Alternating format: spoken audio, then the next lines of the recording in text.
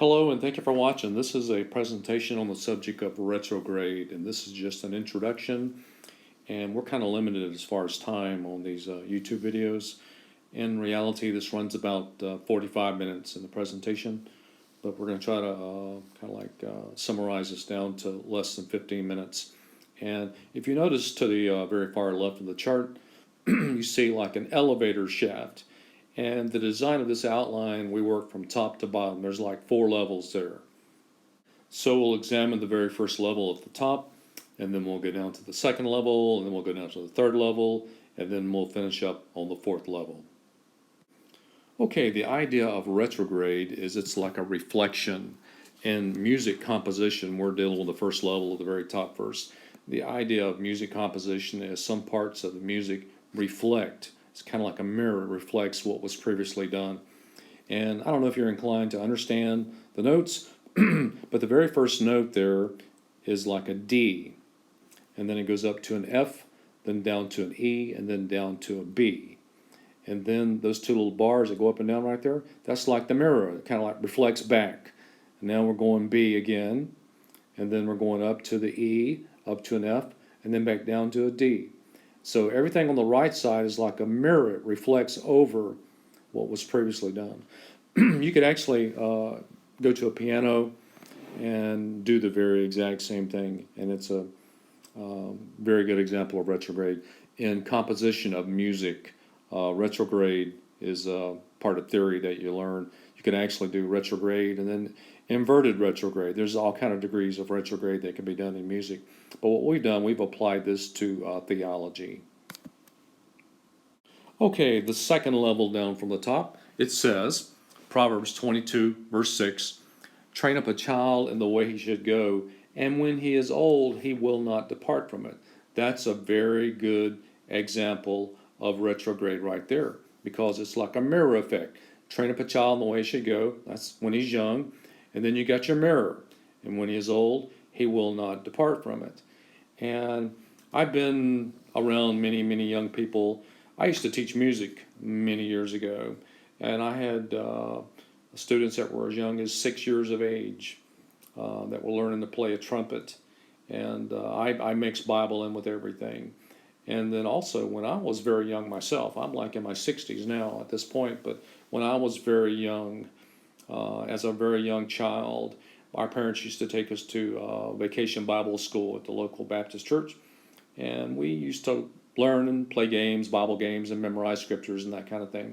And then also we went to Sunday school in church, and so that we learned a lot of Bible and principles at a young age, and now it's kind of like mirrored over.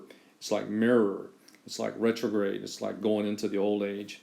I've seen a lot of young people that were trained, and then when they reached adulthood, they kind of like got out into the world system, and they were like wandering, kind of like the wilderness wanderings there. And I've seen some that would really make you wonder, how in the world could they get so deep into the world system?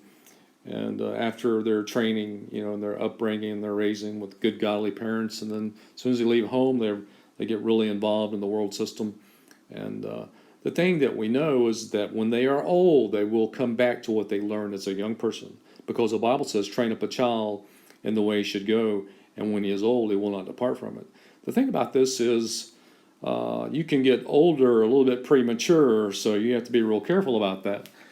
Many years ago, I preached in juvenile delinquent facilities, and I seen some very young people that it would break your heart to deal with them. I seen some little kids in there, teenagers, and they were like, they had the face of an old sailor. The face of an old sailor, like an old man, their face, and their voice was raspy from smoking cigarettes, and it just break your heart to see how they had aged they were young, but they looked like elderly and acted like elderly people. It's just kind of like, it's kind of like scary, And your longevity, godly principles affect your longevity. And, train up a child in the way he should go, and when he is old, he will not depart from it. But that old can come prematurely, so you got to be careful about that. The Bible says in John chapter 21 and verse 18, it says, verily, verily, this is dealing with Peter, Verily, verily, I say unto thee, when thou wast young, thou girdest thyself, and walkest whither thou wouldest. But when thou shalt be old, thou shalt stretch forth thy hands, and another shall gird thee, and carry thee whither thou wouldest not. That's a beautiful example right there of retrograde. And it's talking about the way that Peter, when he was dealt with when he was young, will be the same way that he's dealt with when he's old. There's a heresy going around that Peter was crucified upside down, that kind of thing. That's nonsense. Peter lived to be old age. See, Peter became a senior citizen, and they've even got people that draw crosses, and they'll draw a cross of Jesus Christ, and then below it put a cross of Peter, and they'll attach it together and use that for their emblem, and that's just, it's ridiculous. Peter was not crucified upside down. He wasn't even crucified. He lived to be old age. And that verse there is a good example of retrograde. Okay, moving down to the next level is a theological timeline. And it starts out, the very first X there on the very far left. In the beginning, God created the heavens and the earth was without form and void, and darkness was upon the face of the deep, etc., etc. That's the very first verse of the Bible. If you mirror that over to the very end of the Bible, around like Revelation 21 there, you got the new heavens and the new earth.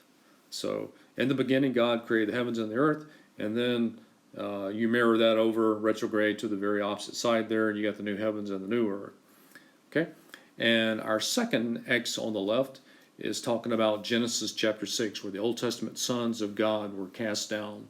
These Old Testament sons of God, which were like fallen angels, are cast down to the earth, and they join flesh with the daughters of men and reproduce, and that's where your giants came from. That'll be Genesis chapter 6, 1 through 4 there, if you want to check that out. And then if you mirror that over to the book of Revelation, go to Revelation chapter 12, verses like 7 through 9. I'll read those verses, starting with verse 7. And there was war in heaven.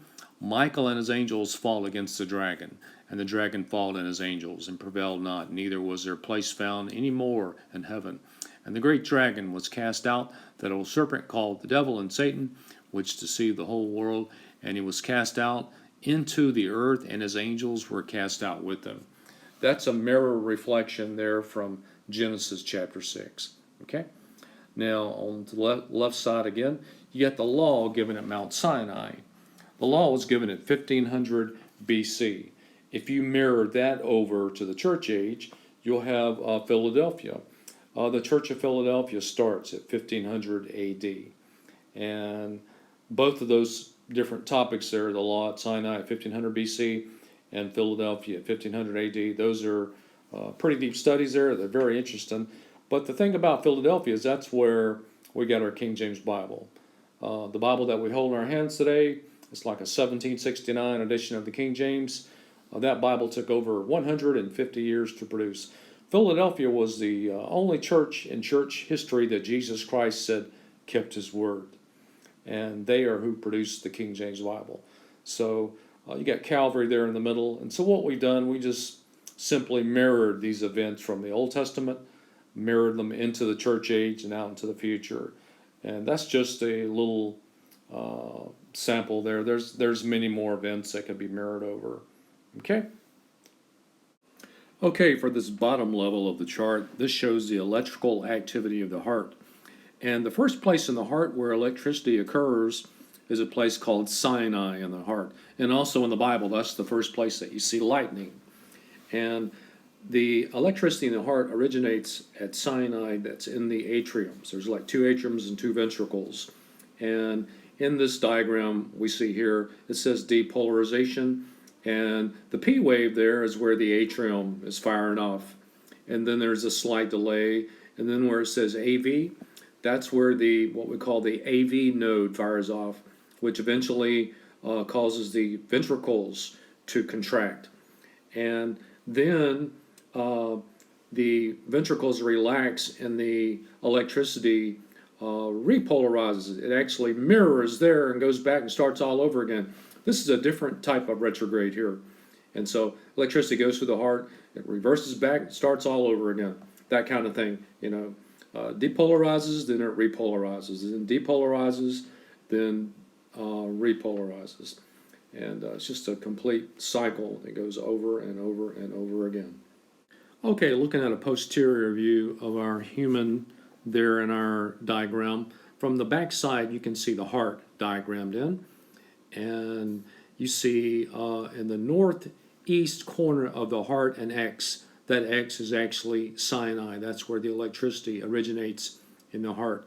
Now, if you were to take a sky view or a satellite view of the continent of Africa, looking at it from the sky, looking down, Africa is the only continent on the earth that looks similar to a heart. For some reason, God's got it designed that way. It looks similar to a heart. And also, in the northeast corner of Africa is where the law was given. That's where Mount Sinai is at. That's where the law was given. And also, we have the law in our heart. The law was given at Mount Sinai, and we also have the law in our heart.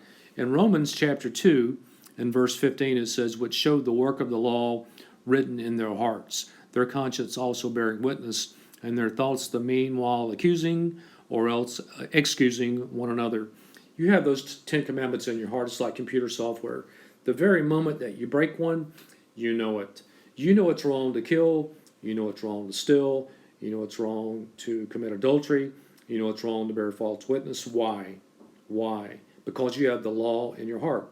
You have those 10 commandments like software in your heart. The animals don't have those commandments in their heart. An animal will kill. It will steal. The animal is totally different than humanity. And so we all have the 10 commandments in our heart. It doesn't matter where you go on planet Earth.